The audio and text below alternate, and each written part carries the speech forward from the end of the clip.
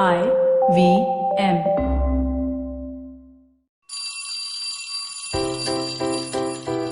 Hello one, hello all. Welcome to the Diary of the Traveling Professor. And I'm Siddharth Deshmukh, your friendly neighborhood traveling professor himself. This diary entry of mine is all about Sunset Industries. Yeah, you heard that right. Well, it's a little depressing for sure, but I'd visited a store that was going out of, business just a few days back. And this is what I experienced, right? Huge sale, for sale, going out of business sale. And this is in the UK, mind you. But I'm sure its equivalent exists all across the world because of this COVID-19 pandemic. Anyways, coming back to my story. It said for sale, closing down sale, this much off, that much off, and the rest of it. And we walked in, my family and I walked in to the store, and it was a weird sight, to be honest. This is what I experienced. I experienced customers like their eyes lit up, checking out stuff, foraging for like vultures for remains of the day. They were hunting for the best clothes that they could probably never buy because they were going to a really premium store and they were buying stuff which normally was out of their price range, picking stuff up, really excited about the whole thing. The second thing which I noticed were the people who were manning the store, because obviously either they were going to be out of a job soon or they were temp workers because the regular workers were already fired. So they were kind of least interested in the way in which proceedings were happening. I wouldn't be surprised that a few robberies and thieveries also take place in some of these stores because, that's how it was kind of structured. I'm wondering if you can visualize this. Excited customers, not so excited salespeople. Now that was the exact opposite of a scene that I had experienced just 2 or 3 years back. When you went into a retail store, you experienced overeager salespeople trying to woo customers who were a little, wary about things and checking out whether something fits, something doesn't fit. Exact opposite scenes. So what did I feel about the whole thing? I felt a little bit of sadness and a little bit of wondering what's next.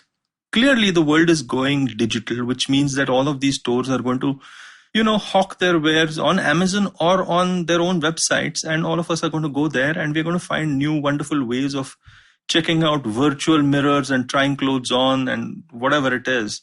But the charm of a physical store seems to be gone. In fact, it was reducing in any case, but it's accelerated all the more in this pandemic and going very rapidly. This was one Sunset Industry. I came back and I was checking out YouTube, and I suddenly realized that I had been added to a family account for YouTube. So that meant no ads. That meant a premium membership.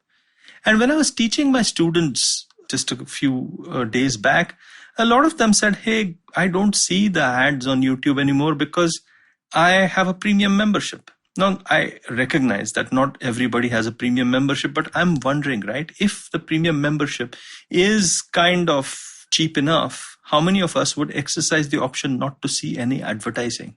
How many of us have ad blockers? How many of us avoid ads in the first place?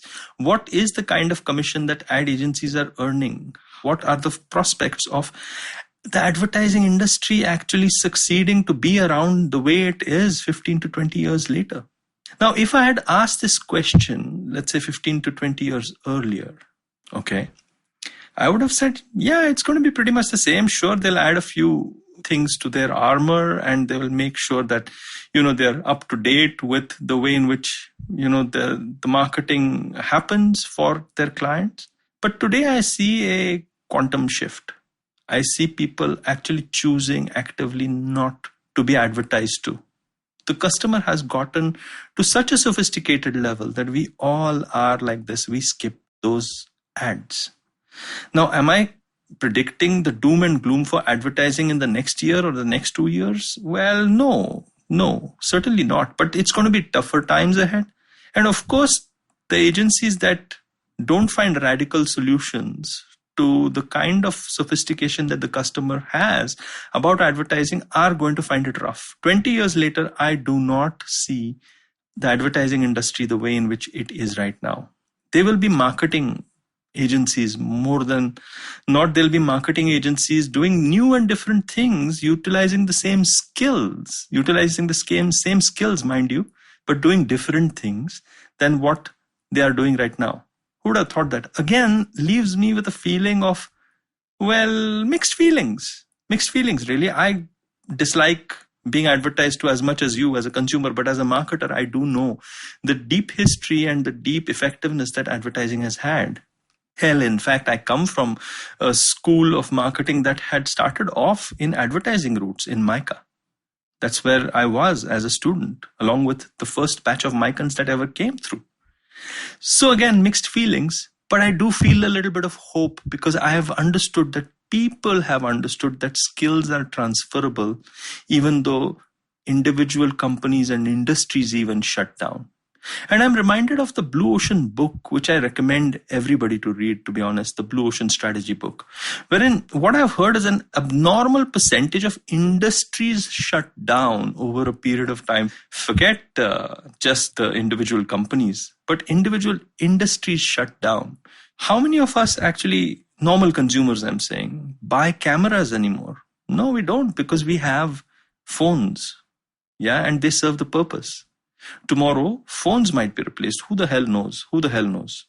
But I'm saying that it is a bittersweet experience to be witnessing a sunset in a particular industry. And I do see sunsets happening in these two industries, and hopefully some new sunrises, because skills are transferable, even though industries aren't. People will live on. People will find ways and means to convert their skills into something which is of value to people, some related stuff. But it does feel bad when a giant falls down. But then when a giant falls down, I'd also probably I'm a little bit, feeling in a particular manner that I don't feel. A giant has fallen down. There's also opportunity, right? So mixed feelings it is this Tuesday, wherein I'm talking with you. And I'd like to know from you, how many sunset industries do you think we are seeing right now? How many sunset industries are accelerated towards their sunset? It's like one of those accelerated films that we keep seeing on YouTube nonetheless. We keep seeing these accelerated sunsets happening and night coming and then a new sunrise coming. I'm looking forward to the sunrise, and I'm saying a tearful goodbye to the sunset that I'm seeing. I hope you like this diary entry of mine. Many more to come from where this came from. I do another show called Tell Me About It, wherein I talk with industry experts. And I am obviously there on Instagram, where I'm making fun stuff, hopefully fun stuff, to take your mind off the serious stuff that I'm speaking over here. On LinkedIn, I'm deadly serious though. So, well, all of us have different facets to our personalities. And I do mine. I hope to see you next week. Do check out ivmpodcast.com or just download the app. Thanks. See ya. I hope you enjoyed that show. I'd like to thank our sponsors this week, Intel.